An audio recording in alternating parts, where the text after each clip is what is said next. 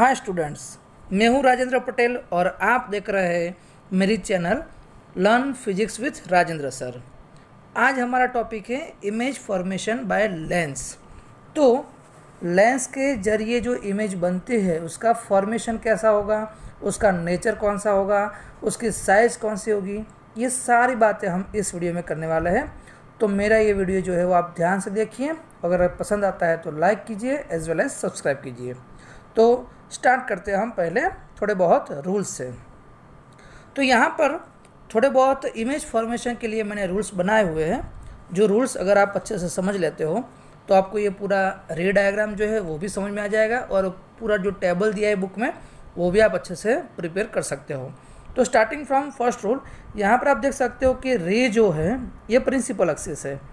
रे जो है वो प्रिंसिपल एक्सिस के पैरेलल में है, तो वो रिफ्रैक्ट होकर लेंस में से पास होकर कहाँ पर जाता है, फोकस पर। मतलब F2 जो है वो दूसरा फोकस, F1 जो है वो पहला फोकस।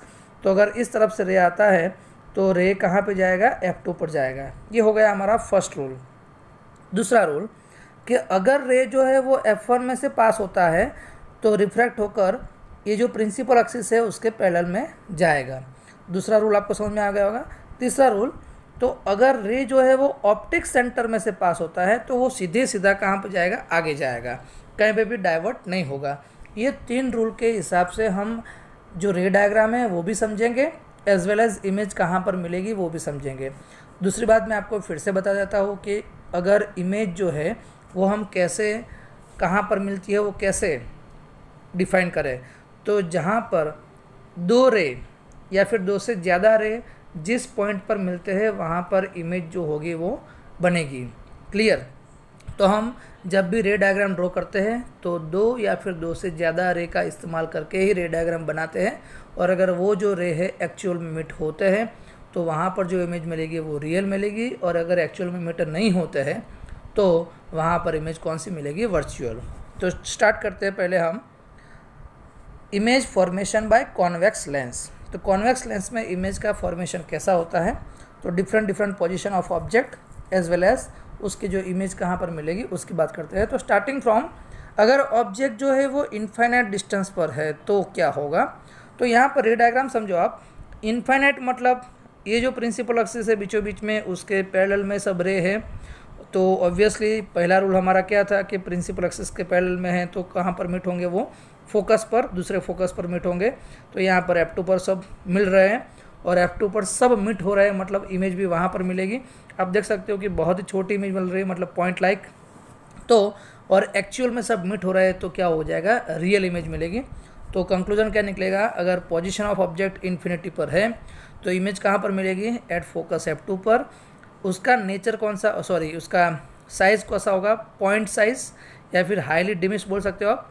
और नेचर कौन सा होगा, रियल एंड इन्वर्टेड। अगर रियल होता है तो साथ में आप इन्वर्टेड लगा ही देना है। अब बात करते हैं दूसरे पोजीशन की। तो अगर ऑब्जेक्ट जो है बियॉन्ड 2F1 है, मतलब रे डायग्राम कुछ ऐसा होगा कि ऑब्जेक्ट यहाँ पर ये 2F1 है, उसके पीछे है, मतलब बियॉन्ड ये ऑब्जेक्ट है। तो हम दो रे लेंगे, एक तो पैरेलल वाला, दूसरा कौन सा, ऑप्टिक सेंटर में से पास होता हुआ। क्योंकि मैंने रूल आपको तीन ही बताए थे, उसमें दो रूल का यूज़ करेंगे, एक पैरेलल वाला एक ऑप्टिक सेंटर वाला। तो अगर पैरेलल में से रे जाता है तो कहाँ पर से जाएगा, F2 में से जाएगा। ऑप्टिक सेंटर में से जाता है तो सीधे सीधा जाएगा। ऑब्वियसली ये दो रो जो है वो कहाँ पर मिलते हैं, इस पॉइंट पर। तो यहाँ पर क्या मिलेगा, इमेज मिलेगा। तो ये A' B' जो है वो इमेज है, कहाँ पर मिलती है आप देख सकते हो फिगर में से, F2 एंड C2 के बीच में। तो नेचर और वो सब कैसे लिखेंगे हम, पोजीशन ऑब्जेक्ट कहाँ पर है, beyond 2F1। Position of image कहाँ पर मिलेगी आप देख सकते हो, F2 एंड 2F2 के बीच में। डिमिश है, मतलब पॉइंट लाइक नहीं है लेकिन उससे थोड़ा बहुत बड़ा है image. And real and inverted उसका नेचर होगा। आगे की बात करें अगर हम एट 2F1, तो अगर एग्जैक्टली 2F1 पर है तो उसके लिए हम रे डायग्राम का यूज़ करें। तो फिर से एक बार, एक पहला रूल्स जो कि पैरेलल वाला है तो ऑब्वियसली F2 में से पास होगा, और अगर ऑप्टिक सेंटर में से जाता है तो सीधे सीधा जाएगा। दोनों यहाँ पर मिट होते हैं तो इमेज यहाँ पर मिलनी चाहिए। तो ये इमेज कहाँ पर मिलती है, 2F2 पर। एक्चुअल में दोनों मिट हो रहे हैं मतलब रियल होगी। तो यहाँ पर पोजीशन ऑफ ऑब्जेक्ट क्या लिख सकते हो आप, 2F1। इमेज कहाँ पर मिली, तो एट 2F2 पर। सेम साइज है, देखो आप यहाँ पर जितना साइज है उतना ही साइज यहाँ पर है। और नेचर ऑफ द इमेज क्या होगा, रियल एंड इन्वर्टेड।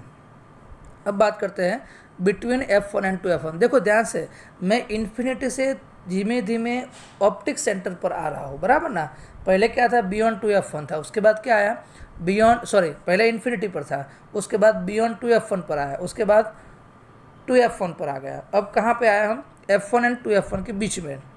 तो यहाँ पर अगर ऑब्जेक्ट कहाँ पर है, बियॉन्ड 2F1 एंड F1, तो फिर से वही दो रूल, एक तो पैरेलल वाला, एक ऑप्टिक सेंटर वाला। तो आप देख सकते हो कि अगर पैरेलल में से जाता है तो F2 में से पास होगा, ऑप्टिक सेंटर में से जाता है तो सीधे सीधे जाएगा।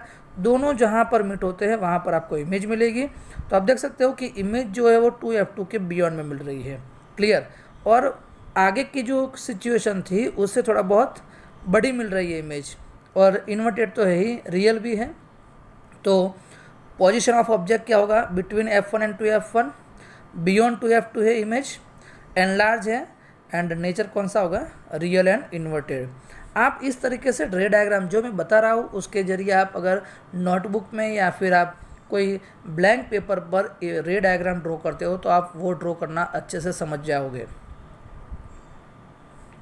एट फोकस F1, यहाँ पर आप देखो कि अगर फोकस F1 पर है तो वही रूल्स लेंगे हम। एक तो पैरेलल वाला, तो पैरेलल में अगर रे ड्रॉ करते हैं तो रिफ्रैक्ट होकर वो कहाँ पे जाएगा, F2 में से जाएगा, और ऑप्टिक सेंटर में से पास करता है सीधे सीधे जाएगा। तो यहाँ पर ये दोनों जो रे है वो कहीं पे मिलते नहीं है, मतलब हम ऐसा बोल सकते हैं कि इन्फिनिटी पर मिलेंगे। तो यहाँ पर ऑब्जेक्ट इमेज कहाँ पर मिलेगी, इन्फिनिटी पर मिलेगी, ऐसा बोल सकते हैं। ऑब्जेक्ट कहाँ पर, F1 पर है, तो उसका नेचर और वो सब देख लेते हैं एक बार। पोजीशन ऑब्जेक्ट कहाँ पर है, फोकस पर है, F1 पर है। इमेज कहाँ पर मिलेगी, इन्फिनिटी पर। रिलेटिव साइज क्या होगी, हाईली एनलार्ज, और नेचर कौन सा होगा, रियल एंड इन्वर्टेड। अब बात करते हैं हम between focus F1 and optical centre O। तो यहाँ पर F1 है, ये O है, दोनों के बीच में ये ऑब्जेक्ट है, तब जाके उसकी इमेज कहाँ पर मिलेगी। आप देख सकते हो कि एक रे जो है वो पैरेलल में जो कि जाएगा F2 में से, दूसरा जो रे है वो ऑप्टिक सेंटर में से। अब ये दोनों रे को आप आगे बढ़ाओ तो वो दोनों कभी एक दूसरे के मिलेंगे नहीं।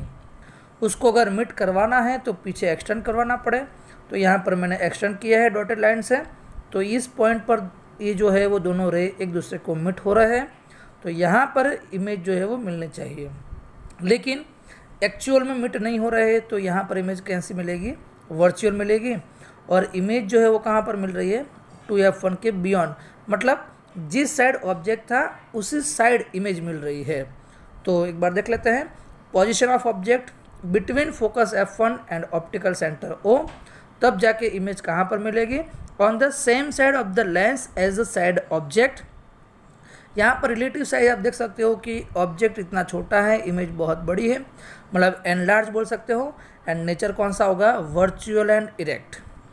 अब बात करते हैं हम image formation bye concave lens. ये अभी तक की जो बात की थी वो कॉन्वेक्स लेंस के बारे में बात की थी। अब बात करते हैं हम कॉनकेव लेंस के बारे में। कॉनकेव लेंस के बारे में ज़्यादा कुछ नहीं है, उसमें दो ही सिचुएशन है, और उसका पूरा टेबल मैं आपको समझा देता हूँ कि अगर इन्फिनिटी पर है तो उसका इमेज कहाँ पर मिलेगा, फोकस पर मिलेगा। उसकी जो साइज़ होगी वो बहुत ही डिमिस या फिर पॉइंट साइज बोल सकते हो।